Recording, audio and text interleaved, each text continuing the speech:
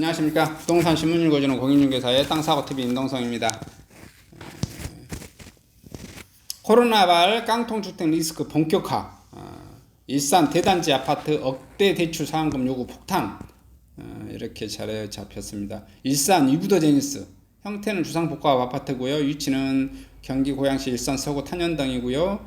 최고 59층 8개동 2700가구인데요. 전용면적 5제곱미터 170제곱미터, 준공은 2014년 4월에 했습니다. 올 들어 아파트 가격이 급락했고요. 담보가치 밑으로 떨어졌어요. 은행에서 대출 상환, 차액 상환 요구하고 있고요. 부동산 시장 장기 집된 비슷한 사태 더 어려울 수도 있다. 경기 고양시 일산 서구 탄현동의 두산 이부더제니스 전용면적 9제곱미터 28평 아파트를 갖고 있던 A씨는 최근 집을 급매로 내놨습니다. 호가는 6억원 정도지만 5억 2천만원에 처분하기로 했습니다. 은행에서 대출 만기가 돌아온 주택담보대출을 대해 기존 금액 그대로 연장해 줄 수 없다고 통보했기 때문입니다. A씨는 아파트값이 떨어지자 대출 한도액이 줄었다며 차액을 갚으라고 하는데 돈을 구할 길이 없어 집을 팔기로 했다고 말했습니다. A씨뿐만 아니라 고양시의 집값 하락으로 금융회사들의 대출금 차액 상환 요구가 이어지자 급매물이 대거 쏟아지고 있다. 매물 중간은 다시 가격 약세를 불러와 은행들이 상환의 압박이 거세지는 악순환이 발생되고 있고요. 일산 주민들 억대 상환금 폭탄. 1일 은행권과 부동산업에 따르면 두산 이부더제니스를 비롯해 식사 등 위시티, 덕이동, 하이파크시티 등 대단지 중심으로 급매물이 크게 증가하고 있고요. 이들 단지로 2008년 글로벌 금융위기 여파로 대규모 미분양 생겨난 곳입니다. 인기 지역이 아니다 보니 집값 하락의 압력에 취약한 모습을 보였습니다. 이들 아파트는 부동산 시장을 안정화하겠다는 정부 대책으로 가격이 하락하면서 은행들의 집중관리 대상이 됐습니다. 은행들은 만기 일시상환 방식 대출의 경우 담보 가격이 이하로 집값이 떨어지면서 만기 시에 차액 상환을 요구하고 있습니다. 두산 이부더제니스 사장은 더 심각합니다. 일반적으로 은행은 국민은행으로 발표하는 KB 부동산 시설 기준으로 대출을 해줍니다. 그러나 국민은행은 두산 이부더제니스 객관적인 거래 가격을 정하기 어렵다며 시세를 공개하지 않았습니다. KB 부동산 시세에 없으면 한국감정원이 발표하는 공동주택 가격이나 외부 감정평가, 감정가격을 기준으로 담보가치를 정합니다. 각종 세금이 기준이 되는 공시지가 실제로 가격보다 낮은 가격이 형성되기 마련인데요. 두산 이부더제니스 인근공인중개사 관계자는 일산 지역에는 분할 상환식 주택담보대출이 아니라 만기 일시상환 방식의 대출을 받은 집주인이 꽤 있다면서 갑자기 은행에서 빚을 갚으라고 하면 대응할 수 없는 경우가 많아 생긴 이유라고 말했어요. 두산 이부더제니스 가격의 약세는 UCT나 하이파크시티 등에도 고스란히 악재로 작용했습니다. 전세 보증도 덩달아 어려워졌습니다. 집값 하락은 전세 대출에도 영향을 주고 있습니다. 보증기관들이 보증을 거부하는 사례가 이어지고 있고요. 서울보증보험과 도시보증공사, 선순위 채권 최고액과 임차보증금 합친 금액에 해당 주택 추정 시기에 각각 10%, 80% 이내일 때 보증을 해줍니다. 그러나 집값이 떨어지면서 이 조건을 만족하기 어려워졌다는 게 업계의 이야기입니다. 업계에서는 이 같은 상황이 다른 지역으로 급격히 번질 가능성이 거의 없는 것으로 보고 있죠. 아직 분양가 이하로 집값이 급락한 지역이 많지 않아서입니다. 대부분 입주자가 분양 상환 시 주택담보대출을 하는 것도 우려를 줄이는 요인이고요. 대형 은행 관계자는 일부 지역의 상황을 전체적인 것으로 확대할 필요는 없지만 부동산 시장 하락세가 지속적으로 이어질 경우 다른 지역에서 비슷한 문제가 발생할 수 있을 것이다. 이게 일산에가 아파트 가격이 좀 일산이 좀 하락하죠. 그거 아파트 중에서 주상복합 아파트는 굉장히 좀 불편한 게 좀 있습니다. 그래서 주상복합 아파트가 일반 아파트에 비해서 관리비도 문제가 좀 있고요. 하여튼 좀 불편한 점이 많이 있습니다. 그 다음에 주택법 적용을 받지 않고 건축법 적용을 받고 뭐 이런 여러 가지. 이왕이면 주상복합보다는 일반 아파트를 더 요청을 해드리고요. 아마 이런 지금 일산 대단지 아파트 지금 일산 이부더제니스 반론만 나오는 것 같은데 이것 말고도 가격이 급격하게 하락하면 은행은 항상 만기 연장을 해주지 않아요. 근데 여러분 이제 주택 중에서 지금 최근에 계약하신 분 있죠? 이런 분들은 그나마 괜찮습니다. 30년 장기 계약하신 분들, 계약은 이렇게 해두시고 돈이 생길 때, 저 같은 경우도 지금 1년짜리 계약하고 3년짜리 계약 있고요. 저 같은 경우는 이제 그 법인 명의로 아파트를 산 경우가 있어요. 이것은 1년짜리 계약, 3년짜리 계약 뭐 이렇게 있습니다.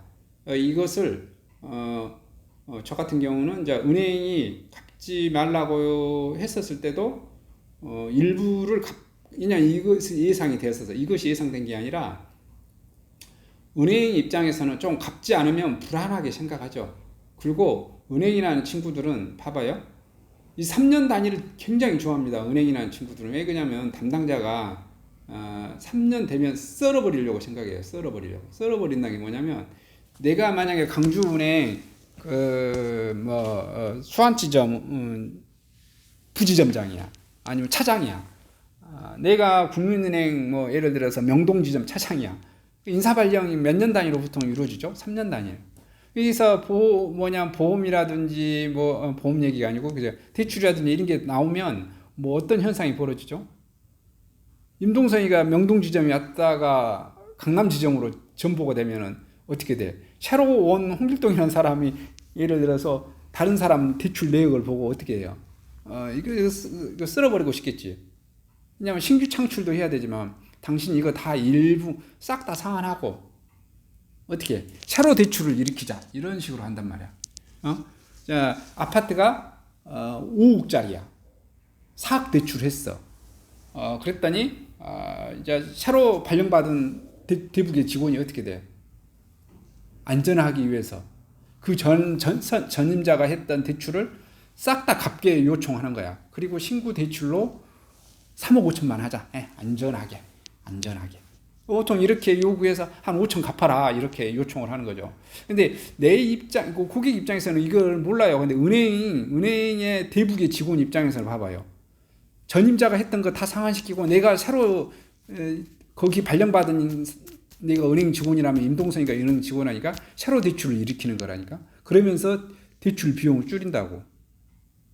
근데 그것을 저는 이제 알고 있기 때문에 해마다 예를 들어서 얼마씩 한 10%씩 갚아주는 거죠. 아니면 5%라도.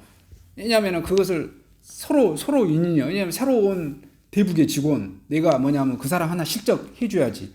그리고 또 뭐냐면은 그 사람도 안정적으로 해줘야 되고. 그리고 나도 어차피 언젠가는 이것을 상환시켜야 될 문제고 대출 이자도 줄여야 될 문제이기 때문에 이렇게 하지 않고 일시불로 3년 계약했는데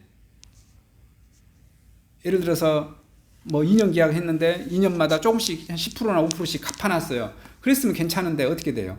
안 갚아놨어. 계속 만기 연장을 해. 예를 들어서 5억짜리 아파트를 내가 샀는데 4억 대출을 일으켰어. 그 다음에도 또 4억 했는데 시세가 이게 아파트가 6억 7억으로 올라가면 괜찮은데 어떻게 돼? 4억 5천으로 뚝 떨어져. 그러면 어떻게 돼? 은행에서는 바로 상환을 요청해와요. 바로. 왜냐하면 얘가 경매가 언제 나올지 모르기 때문에. 이해되신가요? 못하면 은행에서 이제 경매 쳐버려.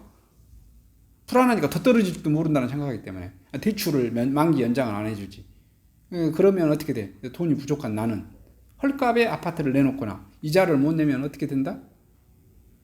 나주혁신도시에도 지금 제가 계속 있는데 엄청난 상가 가격이 지금 하락하고 있잖아요. 상가 가격이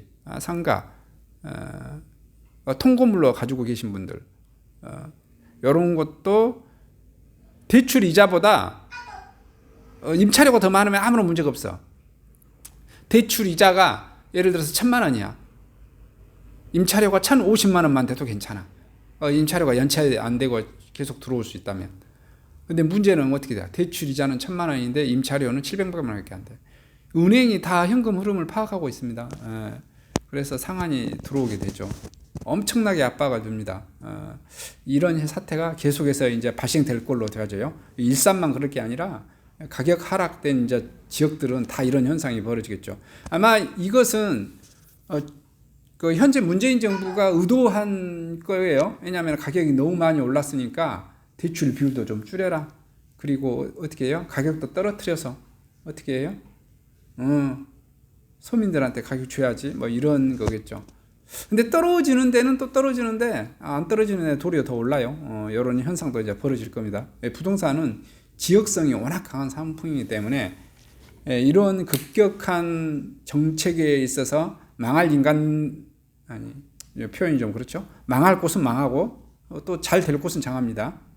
제가 항상 좀 설명한 것 중에 이것인 것 같아요. 우파는 오른쪽 깜빡이를 켜고 오른쪽으로 천천히 차를 운전하는 것 같아요. 이렇게 천천히 운전해도 차선을 이탈하는 자들은 나오죠. 망한 자들이 나오고. 근데 좌측 정부는, 좌파 정권은 어떻게 되냐, 좌측 깜빡이 켜고 시속 100으로 달리면서 그냥 사거리에서 좌회전을 틀어버려. 그러면 어떻게 되죠? 노약자나 어린아이들은 튕겨져 나가거나, 여기서 그죠? 경제적으로 약자는 망해 나가거나, 차 운전을 잘못한 사람은 좌회전을 할 때 어떻게 돼요? 도로 밖으로 튕겨져 나가서 전복되거나. 망한 사람 망한다 이거야. 근데 그 숫자 비율이 훨씬 많아. 당연하지 않겠어요? 좌측 깜빡이 켜고 좌측으로 사정없이 달려버리는데. 문재인 정부 들어서도 굉장히 짧은 시기에 완전히 좌로 다 좌로 90도 꺾은 게 아니라 제가 보기에는 100도도 꺾은 것 같고 120도도 막 꺾은 것 같아요. 엄청나게 막 꺾어버린 것 같아요. 그전 정부는 이명박 때부터 박근혜 때까지 천천히 해서 우측으로 꺾었죠. 경제 정책이나 부동산 정책이. 예. 요거 한번 이렇게 지켜보면 이걸로 설명이 좀 다 되지 않나 이렇게 싶습니다. 한번.